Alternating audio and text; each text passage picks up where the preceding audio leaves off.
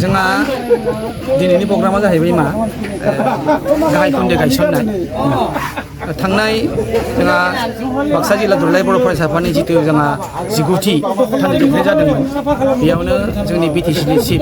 प्रमद बर' बिथाङा जोंनि लुबैनाय लेखा जोंनि गोसोखांफैनाय होनाय लेखा साहित्य सभा एबसु बाथौ आफाद जों जयै गोसोखां होदोंमोन बेयाव बिथाङा फोसावदोंमोन जे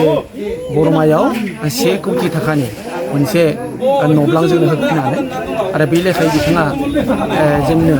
सुजित नार्जारि दा बड'लेण्ड सोमावसारनि गिबि मुंख्लं सुजित नार्जारि गोसोखां न'ब्लांनि मुङाव जोंनो 89 लाख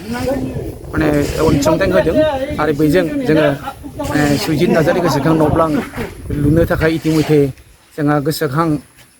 खाम्फा गायसनखांनाय जाबाय जों दिनै गाहाय खुन्थिया गायसनदों आरो बे गाहाय खुन्थिया गायसननायाव जोंनि माखासे बरमानि माखासे आफादफोरा बेयाव बाहागो लादों आरो बे जों आसा फारिदों बे न'ब्लाङा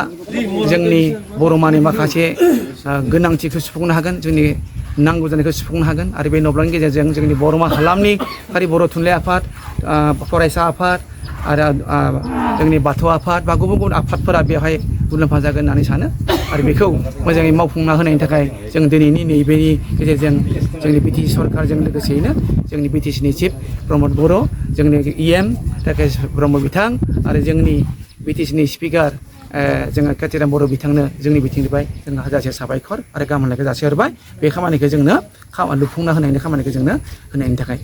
बे बेलायाव दिनै जोंहा बरमा दख्रा एबसुनि गासै बिबानगिरिफोरा दङ जोंनि गुदि बर' थुनलाइ आफादनि बिबानगिरि गासैबो दङ बेवहाय नुनो हादों जा पिसिडि चेयारमेन बिथाङा नुजानो हादों जा बाथौ आफादनि बिबानगिरिफोरा नुबोनो हादों बेनि अनगायैबो जोंनि राजखान्थि हान्जा इउपिपिनि माखासे बिबानगिरिफोरा बेवहाय बाहागो लानानै जोंखौ थुलुंगा होफैदों।